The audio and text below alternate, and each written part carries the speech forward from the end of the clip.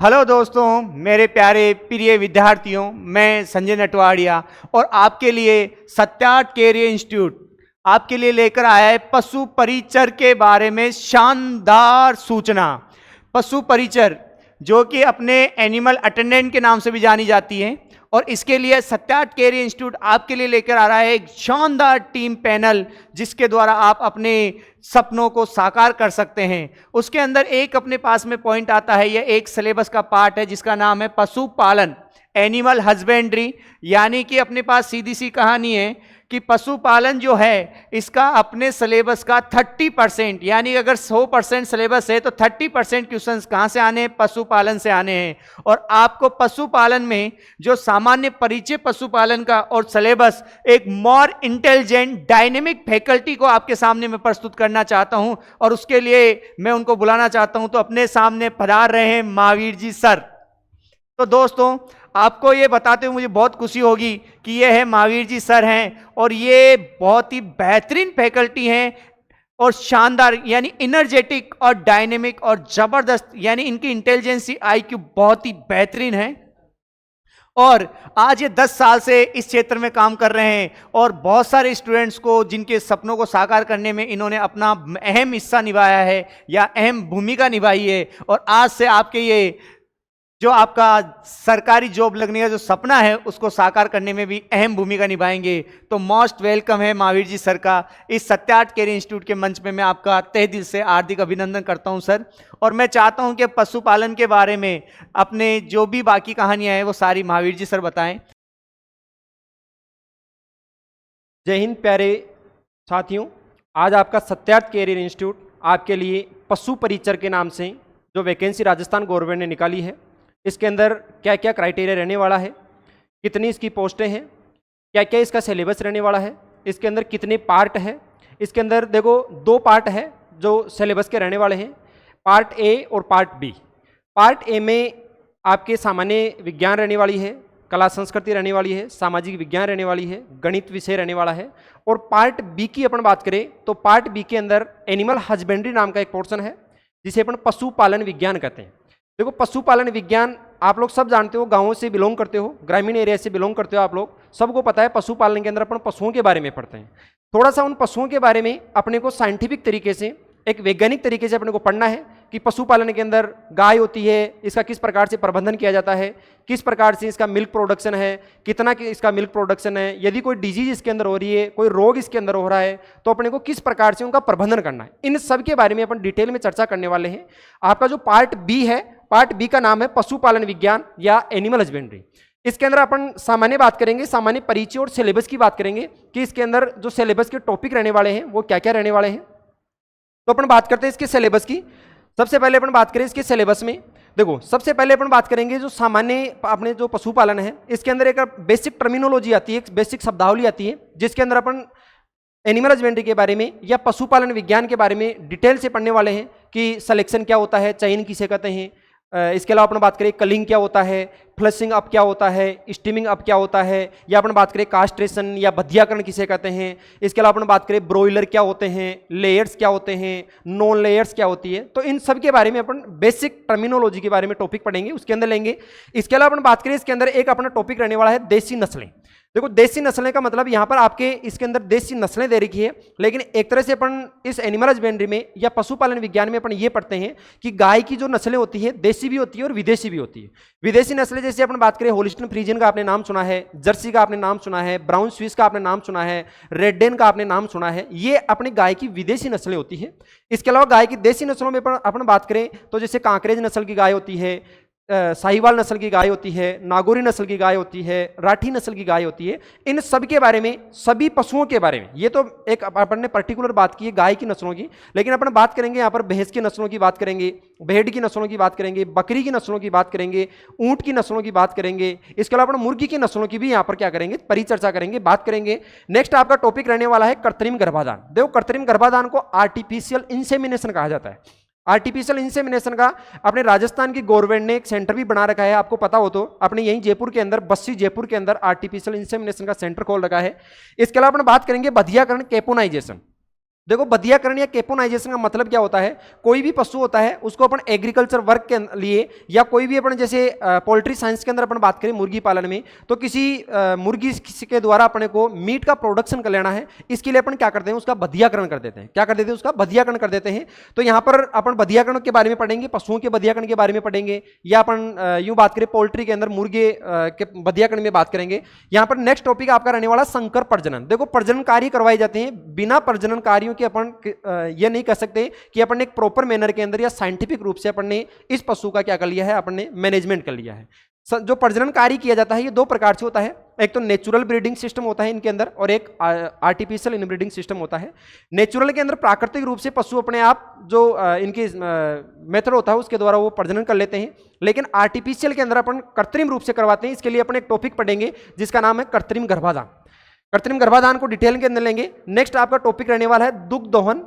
दुग्ध दोहन milk production. देखो मिल्क प्रोडक्शन करने की अपने ग्रामीण क्षेत्रों के अंदर अपन देखते हैं, गांव के लोग जो मिल्क का प्रोडक्शन करते हैं, नॉर्मली अपन कोई भी पशु का थन होता है, उस थन को अपन क्या करते हैं, अपनी मुट्ठी के अंदर लेते हैं, अंगूठे के द्वारा उसके ऊपर प्रेशर लगा के अपन पशु का क्या निकालते हैं, दूध निकालते हैं। लेकिन ये ग्रामीण क्षेत्रों के अंदर ये जो विधि काम में ली जाती है ये अच्छी विधि नहीं है। एक वैज्ञानिक तरीके से अपन इस विधि को सही बेस्ट विधि मेथड नहीं मान सकते हैं। क्यों नहीं मान सकते हैं? क्योंकि इसके अंदर अपन जब अंगूठे के द्वारा पशु के थन पर प्रेशर लगाया जाता है तो उसके अंदर जो भी टिश्यूज होते हैं, उत्तक होते हैं, उसकी कोशिकाएं होती हैं, या अपन यूँ कहे उसके अंदर जो ग्रंथियां पाई जाती है वो क्या हो जाती है, टूट जाती है, जिसके कारण पशु के थनों से दूध के साथ में ब्लड भी बाहर आने लगता है। इसलिए अपन इसके अंदर ये डिटेल में पढ़ेंगे पशुओं के दूध दोहन की कौन कौन सी विधियां काम में लेते हैं। 3 प्रकार की विधियां होती है, या अपन यूं बात करें मुख्य रूप से 2 प्रकार की विधियां होती है। एक तो हाथों के द्वारा निकाला जाता है और एक अपन बात करें मशीनों के द्वारा निकाला जाता है। जो मशीनों के द्वारा दूध निकालते हैं, जो बड़े डेयरी फार्म होते हैं वहां के किसान इसको यूज करते हैं, ये एक महंगी विधि होती है। लेकिन अपने ग्रामीण क्षेत्रों में मोस्टली हाथों के द्वारा जो दूध निकालने की विधि होती है उसको काम में लिया जाता है। इसके भी अपन डिटेल में बात करेंगे, अलग अलग मेथड होते हैं। नेक्स्ट अपन पढ़ेंगे स्वच्छ दूध उत्पादन। देखो क्लीन मिल्क प्रोडक्शन का मतलब ये होता है, कोई भी किसान होता है या अपन यूं कहें कोई भी गवाला होता है, तो किसी भी पशु से यदि वो क्लीन मिल्क प्रोडक्शन लेना चाहता है तो जिस पशु को से वो मिल्क प्रोडक्शन ले रहा है वो पशु भी क्लीन होना चाहिए। जिस इन्वायरमेंट के अंदर वो मिल्क प्रोडक्शन ले रहा है वो वहाँ का इन्वायरमेंट, या अपन यूँ बात करें वहाँ की जो पशुशाला है वो भी क्लीन होनी चाहिए। इसके लिए गवाला खुद भी क्लीन होना चाहिए, और इसके साथ साथ में जिस बर्तन के अंदर अपन मिल्क प्रोडक्शन ले रहे हैं वो भी क्या होना चाहिए, क्लीन होना चाहिए, तभी जाके साइंटिफिक रूप से एक क्लीन मिल्क प्रोडक्शन हो पाएगा। नेक्स्ट अपन बात करेंगे पशु एवं कुक्कुट प्रबंधन। देखो इसके अंदर डिटेल के अंदर सारे प्रबंधन मैनेजमेंट अपन पढ़ेंगे, ब्रीडिंग सिस्टम इसके अंदर पढ़ेंगे, प्रजनन कार्य इसके अंदर अपन पढ़ेंगे, इसके अलावा अपन इसके अंदर न्यूट्रिएंट एंड फीडिंग सिस्टम अपन पढ़ेंगे, किस प्रकार से पशुओं को चारा खिलाया जाता है, कितना दाना दिया जाता है, कब प्रजनन करवाया जाता है, इन सब के बारे में डिटेल में पढ़ेंगे। नेक्स्ट आपका टॉपिक रहने वाला है जैविक अपशिष्टों का निस्तारण। इसके अंदर अपन बायोगैस की बात करेंगे, किस प्रकार से पशुओं के गोबर से गोबर गैस बनाई जाती है। संतुलित पशु आहार। देखो पशु आहार के अंदर अपन सारे डिटेल में पढ़ेंगे। अपन पशुओं को उनकी लाइफ सेविंग के लिए, जीवन निर्वाह के लिए कुछ अपन राशन खिलाते हैं, मुर्गियों को भी खिलाते हैं, पशुओं को खिलाते हैं। डिटेल में अपन बात करेंगे चारा कितना देते हैं, दाना कितना देते हैं, इन सब के बारे में पढ़ेंगे। चारा वाली फसलें, चारा वाली जो फोडर क्रॉप्स होती है इनके बारे में अपन पढ़ेंगे। फोडर क्रॉप जैसे लाइक दैट बरसिम की क्रॉप होती है, रिंजगा की क्रॉप होती है, जई की क्रॉप होती है, जमार की क्रॉप होती है, इन सब के बारे में अपन बेसिक लेंगे। उसके साथ साथ में पढ़ लेंगे स्वस्थ एवं बीमार पशुओं की पहचान। ये देखो ऑलरेडी आप सबको पता है, एक तो हेल्थी एनिमल होता है और एक डिजीज एनिमल होता है। हेल्थी एनिमल के क्राइटेरिया अपन देख रही है, डिसाइड कर सकते हैं इस एनिमल में कोई डिजीज हुई है या नहीं हुई है। एक एनिमल ऐसा है जिसकी कोई डिजीज कोई सी भी हो सकती है, एंथ्रेक्स हो सकती है, गलगोटो हो सकता है, लंगड़ी हो सकती है, कोई सी भी डिजीज हो सकती है। इनके बारे में डिटेल में पढ़ेंगे। नेक्स्ट है पशुओं में अंत और बाह्य परजीवी रोग। अंत परजीवी के द्वारा और बाह्य परजीवी के द्वारा पशुओं के अंदर कौन कौन से रोग लग रहे हैं। जैसे अपन बात करें बाह्य परजीवी की, बाह्य परजीवी में जैसे जूं होती है, चींचड़ी होती है, ये पशुओं के ऊपर चिपक जाती है और उनके अंदर विभिन्न प्रकार की डिजीज कोज करती है। इन सब के बारे में डिटेल में पढ़ेंगे अपन। पशुओं में टीकाकरण। देखो वैक्सीनेशन किया जाता है, पशुओं में टीकाकरण किया जाता है। ये वर्ष में 2 बार किया जाता है, एक तो नवंबर दिसंबर माह में किया जाता है और एक मई जून में किया जाता है। हर एक रोग के लिए अलग अलग टीके काम में लिए जाते हैं। अपन बात करेंगे, इन सब की डिटेल में बात करेंगे। नेक्स्ट है पशु धन प्रसार। देखो पशु धन का मतलब क्या होता है, लाइव स्टॉक होता है, मतलब जितना भी अपने पास में जो पशु है, जैसे ये जो वैकेंसी निकाल गई है पशु परिचर के नाम से, आपका कार्य क्या रहेगा, वहां पर जो गवर्नमेंट होती है, कोई भी पशुधन है, उस पशुधन का आप किसानों तक या ग्रामीण क्षेत्रों तक किस प्रकार से प्रसार करोगे, उन सब के बारे में डिटेल में अपन इसके अंदर चर्चा करेंगे। नेक्स्ट है भेड़ बकरियों का स्वास्थ्य कैलेंडर। देखो कैलेंडर एक तरह से आप लोगों को ऑलरेडी पता होता है कैलेंडर क्या होता है, जिसके ऊपर हर तारीख के ऊपर अपन ये नोटिस करते हैं कि आज इस तारीख को इसमें प्रजनन करवाया गया है, इस टाइम पर इसकी एज इतनी हो गई है, ये इतने ब्यात काल इसने निकाल लिए हैं, इतना मिल्क प्रोडक्शन इस पशु का है, इन डिटेल में बात करेंगे। ऊन, मांस और दूध और अंडों के उत्पादन में अपने राजस्थान की क्या स्थिति है। देखो अभी अपने राजस्थान की दूध उत्पादन के अंदर और अपने बात करें इसमें दूध उत्पादन में और ऊन उत्पादन में अपने राजस्थान की फर्स्ट रैंक है, और जो अपना मांस उत्पादन और अंडा उत्पादन इसमें राजस्थान की 14वीं रैंक है। अभी प्रेजेंट टाइम की यही है, इसके अंदर करंट डाटा के अंदर पढ़ेंगे अपन। नेक्स्ट है राज्य में उत्पादन और स्थान हो गया, प्रति व्यक्ति दूध, मांस और अंडों की उपलब्धता, अवेलेबिलिटी। अपने राजस्थान के अंदर अवेलेबिलिटी के अंदर कौन से राजस्थान की कौन सी रैंक मानी जाती है। जैसे अपन बात करें मिल्क की अवेलेबिलिटी में, अभी अपने भारत के अंदर बात करें तो पंजाब की फर्स्ट रैंक मानी जाती है और अपने राजस्थान की इसके अंदर सेकंड रैंक मानी जाती है, थर्ड रैंक अपने हरियाणा की मानी जाती है। उसके बाद में नेक्स्ट है प्रति पशु दूध की उत्पादकता हो गई है, ऊन उत्पादन हो गया है। बाहर डोने वाले पशु, देखो बाहर डोने वाले पशुओं को अपन क्या करते हैं, ड्राफ्ट पर्पज एनिमल्स भी कहते हैं इनको, इसके अलावा बोझा ढोने वाले भी कहते हैं। जैसे नागौरी नस्ल के बैल आपने सुने होंगे, ये बाहर डोने के काम में लिए जाते हैं, तो इनके बारे में अपन डिटेल में बात करेंगे। वर्मी कंपोस्ट, केंचुओं के द्वारा जो खाद तैयार की जाती है, इस वर्मी कंपोस्ट के बारे में भी अपन डिटेल में लेंगे। नेक्स्ट है पशुओं के चमड़े और हड्डियों का उपयोग। पशुओं के चमड़े का उपयोग, जैसे अपन देखते हैं चमड़ा के द्वारा अपन जो अपने जूतियां पहनते हैं घर वाले, जूतियों के बारे में देखेंगे। इसके अलावा जो बेल्ट बनाया जाता है ये भी चमड़े से बनाया जाता है। इसके साथ साथ में हड्डियों का उपयोग फर्टिलाइजर बनाने के अंदर, हड्डियों का जैसे बोन मिल एक फर्टिलाइजर होता है, फॉस्फोरस वाला फर्टिलाइजर होता है, इसके अंदर क्या यूटिलाइज किया जाता है, इनके बारे में पढ़ेंगे अपन। पशुओं की उम्र ज्ञात करना, देखो एज डिटर्मिनेशन करने के लिए एनिमल्स की अपन सबसे बेस्ट मेथड पशुओं के दांत देकर, अपने जैसे घरवाले कहते हैं कि ये पशु 2 दांत हो गया है, ये पशु 3 दांत हो गया है, मतलब उसकी एज उसके दांतों के आधार पर डिसाइड की जाती है, उसके खुरों को देखकर की जाती है। इसके अलावा अपन बात करें उसकी फिजिकल, यानी उसके बाह्य जो कैरेक्टर्स होते हैं, फिजिकल अपीयरेंस होता है, एक्सटर्नल अपीयरेंस होते हैं, उनको देखकर अपन एनिमल की पशु जो एनिमल होती है उसकी एज डिसाइड करते हैं। पॉलीथीन से पशुओं और पर्यावरण को हानि, सबको पता है पॉलीथीन से क्या गाय मर रही है, पर्यावरण को कितना नुकसान हो रहा है, डिटेल में बात करेंगे अपन। पशु बीमा, राजस्थान गवर्नमेंट अपने जो अभी लेटेस्ट के अंदर पशु बीमा इन्होंने डिसाइड किया है कि एक पशु की यदि कोई कारणवश किसी रोग के कारण मृत्यु हो जाती है तो उसको कितना बीमा या कितना मुआवजा दिया जाता है, इसके बारे में पढ़ेंगे अपन। पशु करने के समय की जाने वाली सावधानियां, देखो पशु खरीदते समय अपने को किस प्रकार से सावधानी रखनी, सबको पता है पशु अपन कब क्या देकर खरीदते हैं, उसका मिल्क प्रोडक्शन कितना है, उसके कोई डिजीज तो है क्या नहीं है, इन सब के बारे में अपन डिटेल में पढ़ने वाले हैं। नेक्स्ट पशु मेले, पशु मेलों के अंदर अपन बात करेंगे। जैसे अपने राजस्थान का सबसे बेस्ट और सबसे अच्छा सबसे बड़ा पशु मेला परबतसर नागौर के अंदर वीर तेजा पशु मेले के नाम से लगता है, जो राजस्थान का ही नहीं अपने भारत का आय की दृष्टि से सबसे बड़ा पशु मेला माना जाता है। अलग अलग पशु मेले हैं अपने 10-12 पशु मेले, उनके बारे में पढ़ेंगे, कब लगाए जाते हैं। पशु गणना, लेटेस्ट जो एनिमल सेंसस होती है पशु गणना के बारे में पढ़ेंगे अपन। गौशाला का प्रबंधन, देखो गौशाला का प्रबंधन, उसकी साफ सफाई कैसे की जाती है, वहां पर जो पशुओं को रखा जाता है किस प्रकार से रखा जाता है।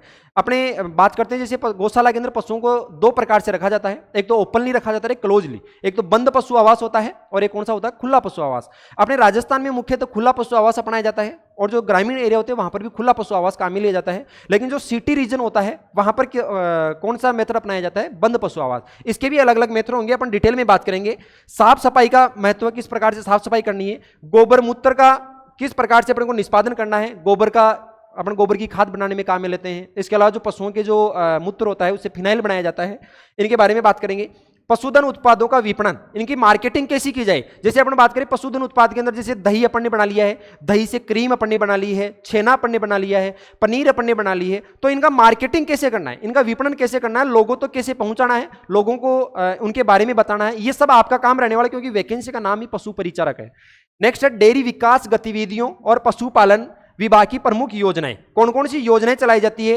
एनडीडीबी के द्वारा कौन सी योजनाएं चलाई गई है, एनडीआरआई के द्वारा कौन सी चलाई गई है, राजस्थान गवर्नमेंट के द्वारा इनके पशुपालन से संबंधित कौन कौन सी योजनाएं चलाई गई है, इन सब के बारे में अपन डिटेल में बात करने वाले हैं। यह आपका जो पार्ट बी का सिलेबस था, इसके अंदर ये टॉपिक रहने वाले हैं। इन सभी टॉपिक्स को अपन डिटेल में पढ़ने वाले हैं। कौन से टॉपिक में क्या है मैंने बताने की कोशिश की आपको, और ऑलरेडी आपके सब पढ़े हुए टॉपिक्स, आपको सबको पता है कौन से टॉपिक में क्या है। नेक्स्ट अपन बात करें, इसके अंदर थोड़ी सी अपन बेसिक टर्मिनोलॉजी की बात कर लेते हैं कि एनिमल हस्बेंड्री में क्या क्या है, अपन थोड़ा सा पढ़ लेते हैं। देखो अपना टॉपिक चलने वाला है एनिमल हस्बेंड्री। देखो क्या नाम है अपने टॉपिक का, एनिमल हस्बेंड्री। ये पार्ट बी का सिलेबस है आपका और उसी को अपन परिचर्चा कर रहे हैं, उसी के ऊपर फोकस कर रहे हैं।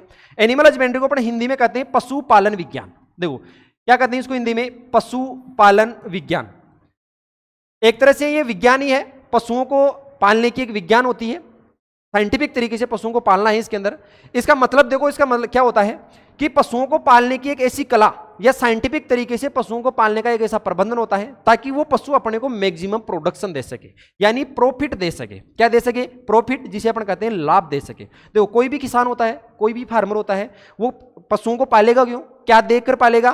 ताकि उसको अधिक से अधिक क्या मिल सके, उसको आउटपुट मिल सके, अधिक से अधिक लाभ मिल सके। और पशुओं से क्या लाभ मिलेगा? पशुओं से लाभ मिलने वाले जैसे मिल्क मिल रहा है, इसके अलावा अपन बात करें वूल मिल रही है जिसे अपन ऊन कहते हैं, जैसे अपन बात करें इसके अंदर मीट का प्रोडक्शन मिल रहा है, इसके अलावा अपन बात करें जैसे जो मुर्गियां होती हैं उनसे एग का प्रोडक्शन मिल रहा है। तो इन किस प्रकार से किसान की आउटपुट मिले उसको और किस प्रकार से प्रोडक्शन ज्यादा से मैक्सिमम मिले, इसके लिए साइंटिफिक रूप से इन पशुओं का अपन क्या करते हैं? स्टडी करते हैं, जिसे अपन एनिमल हस्बेंड्री या पशुपालन विज्ञान कहते हैं। नेक्स्ट अपने इसी के अंदर कुछ टॉपिक रहने वाला है जिसका नाम है टर्मिनोलॉजी। देखो, टर्मिनोलॉजी जिसे अपन कहते हैं शब्दावली। एनिमल हस्बेंड्री से रिलेटेड कौन कौन सी शब्दावली काम में ली जाती है उनके बारे में अपन डिटेल में परिचर्चा करेंगे। शब्दावली में सबसे पहले अपने टॉपिक चलने वाला है जिसका नाम है सिलेक्शन। क्या नाम है इसका? सिलेक्शन। और एक टर्मिनोलॉजी होती है अपनी जिसका नाम है कलिंग। एक तो सिलेक्शन होती है और एक कलिंग होती है। सिलेक्शन का मतलब चयन होता है जिसे अपन वर्ण कहते हैं। सिलेक्शन का मतलब ये होता है कि कोई भी पशुओं का झुंड होता है। देखो, अपन ये भी पढ़ने वाले हैं कि जो पशुओं का झुंड होता है उसे क्या कहते हैं? हियर्ड कहा जाता है। उसको क्या कहा जाता है? हियर्ड कहा जाता है। उस हियर्ड में से अपन अच्छे कैरेक्टर वाले, अच्छे मिल्क प्रोडक्शन वाले पशुओं को छांट कर उस ग्रुप से अलग निकालने की जो प्रक्रिया होती है उसे अपन सिलेक्शन कहते हैं। क्या कहते हैं? उसे सिलेक्शन। अब उसके बाद में इसके जस्ट विपरीत एक प्रक्रिया होती है जिसे अपन कलिंग कहते हैं। कलिंग का मतलब क्या होता है? देखो, जैसे एक तरह से सिलेक्शन ही होती है, कलिंग भी एक तरह से सिलेक्शन होती है। इसमें अपन बेस्ट कैरेक्टर वाले एनिमल को सेलेक्ट करते हैं और ग्रुप से बाहर निकाल लेते हैं। लेकिन जो बेड कैरेक्टर्स वाले होते हैं, सपोज जैसे कोई एनिमल का ग्रुप है, उस ग्रुप के अंदर एक एनिमल है जिसके कोई डिजीज हो गई है, तो अपने को उस डिजीज्ड एनिमल को उस ग्रुप से बाहर निकाल लेते हैं। उसे अपन क्या कहते हैं? कलिंग कहते हैं, ताकि किसी दूसरे अन्य पशु के अंदर ये डिजीज फैलने की संभावना कम हो जाए। उसके साथ साथ में अपनी नेक्स्ट टर्मिनोलॉजी रहने वाली है, आपने नाम सुना होगा डोकिंग। इसको हिंदी में भी यही कहते हैं डोकिंग और अंग्रेजी में भी कहते हैं डोकिंग। देखो, डोकिंग का मतलब होता है पूंछ काटना। डोकिंग का मतलब क्या होता है? पूंछ काटना। रिमूवल ऑफ टेल, यानी ये मुख्य रूप से कौन से पशु के अंदर पूंछ काटने की जो क्रिया है मुख्य रूप से कौन से पशु के अंदर काम में ली जाती है? ये अपने भेड़ के अंदर काम में ली जाती है, शिप के अंदर काम में ली जाती है। क्यों ली जाती है? देखो, एक तो बकरी होती है और एक भेड़ होती है। भेड़ की जो पूंछ होती है उसकी लंबाई ज्यादा होती है किसके कंपैरिजन में? बकरी की पूंछ के कंपैरिजन में भेड़ की पूंछ की लंबाई ज्यादा होती है। इसलिए जब भेड़ ग्रेजिंग करती है, देखो ग्रेजिंग भी एक टर्मिनोलॉजी है, दोबारा सुनो, ग्रेजिंग भी एक टर्मिनोलॉजी है। ग्रेजिंग का मतलब क्या होता है कि जब कोई भेड़ और बकरी घास चरती है तो उस प्रक्रिया को अपन ग्रेजिंग कहते हैं। जब कोई भेड़ है वो ग्रेजिंग की प्रक्रिया कर रही है, यानी घास चर रही है, उस समय उसकी टेल है वो जमीन को या उस घास को अटैच करती है, छूती है, और उस टेल की सहायता से जो परजीवी होते हैं उस भेड़ के शरीर में प्रवेश कर जाते हैं। इसलिए भेड़ को अपन उन परजीवियों से बचाने के लिए कौन सी प्रक्रिया करते हैं? डोकिंग की प्रक्रिया करते हैं। और ये डोकिंग की प्रक्रिया कब की जाती है? भेड़ होती है उसमें जन्म के 1 से लेकर 2 सप्ताह की आयु में की जाती है। 1 से 2 सप्ताह की आयु के अंदर अपन क्या कर देते हैं? उसके अंदर उसकी पूंछ को काट देते हैं। इसीलिए आपने सुना होगा भेड़ को पैरासाइट ऑफ म्यूजियम कहते हैं। परजीवियों का म्यूजियम भी भेड़ को कहा जाता है। ये अपनी नेक्स्ट टर्मिनोलॉजी रहने वाली है। उसके बाद में अपन बात करें, आपने एक नाम सुना होगा फ्लशिंग, ये भी अपनी एक टर्मिनोलॉजी है, फ्लशिंग। और एक आपने नाम सुना होगा स्टीमिंग अप। एक तो फ्लशिंग होती है और एक होती है स्टीमिंग अप। देखो, फ्लशिंग और स्टीमिंग अप में क्या होता है? इन दोनों के अंदर ही पशुओं को एक्स्ट्रा डाइट खिलाई जाती है। एक्स्ट्रा डाइट का मतलब, जैसे एक तो ऐसा पशु है जो मिल्क प्रोडक्शन कर रहा है, एक ऐसा पशु जो मिल्क प्रोडक्शन नहीं कर रहा है। जो पशु दूध का उत्पादन कर रहा है उसको अपने घर वाले अलग से दाना या बाट खिलाते हैं, लेकिन जो पशु दूध उत्पादन नहीं कर रहा उसको अलग से कोई दाना या बाट नहीं खिलाते हैं। दोनों के अंदर जो प्रेग्नेंट एनिमल्स होते हैं उन दोनों में एक्स्ट्रा जो डाइट खिलाई जाती है उसे अपन फ्लशिंग और स्टीमिंग अप कहते हैं। सिर्फ डिफरेंस इनमें इतना ही होता है कि फ्लशिंग जो प्रोसेस है वो किसके अंदर यूज की जाती है? अपने शिप के अंदर, भेड़ के अंदर की जाती है। और जो स्टीमिंग अप की जो प्रोसेस है वो काऊ और बफेलो के अंदर की जाती है। जैसे अभी अपन ने बात की है, सारी कुछ टर्मिनोलॉजी को समझने की कोशिश की है। बहुत सारी टर्मिनोलॉजी है, कम से कम 30-35 तो अपने बेसिक टर्मिनोलॉजी पढ़ेंगे, बाकी सारी डिटेल में लेंगे अपन। जैसा अभी अपन ने पढ़ा है इसको डिटेल में अपन इसी प्रकार से लेंगे। आज के लिए हम इतना ही। सत्यार्थ कैरियर इंस्टीट्यूट की ओर से आपका दिन शुभ हो। धन्यवाद।